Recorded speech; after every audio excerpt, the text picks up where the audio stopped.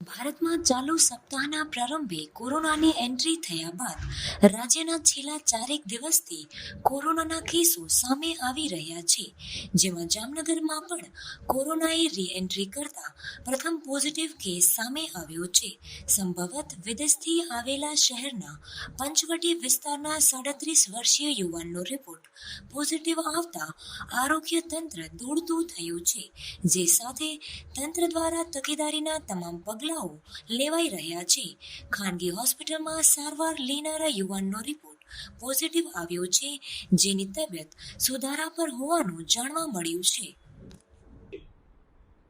Doctor પલક ગણાત્રા અત્યારે in charge એમઓએ છે Jamnagar municipal corporation. હાલ જે કોરોના કોવિડ પોઝિટિવ કેસ આવેલો છે તે અંગે આજે ખાસ બધા આપણા જામનગરના લોકોને અપીલ છે કે કોઈ ડરવાની જરૂર નથી. તકેદારીના પગલાં રૂપે આપણે માસ્ક કે કંઈ પણ કોઈ સિમ્ટમ્સ જણાય તો આ નજીકના આરોગ્ય કેન્દ્ર પર આપણું જીજી હોસ્પિટલ ગમે તે સંપર્ક કરી શકો છો. આ દર્દીની આપણા આરોગ્ય કર્મચારીઓ દ્વારા વિઝિટ પણ થઈ ચૂકી છે અને દર્દી એકદમ સ્વસ્થ છે. હાલ કોઈ કોમ્પ્લિકેશન્સ કે કંઈ ચિંતા જેવું નથી. હોમ આઇસોલેશનમાં રખાયેલા છે અને આગળ કંઈ પણ જરૂર હશે તો આપણી ટીમ બધી સતત ધ્યાનમાં જ રાખીએ અને કામ ચાલુ જ છે.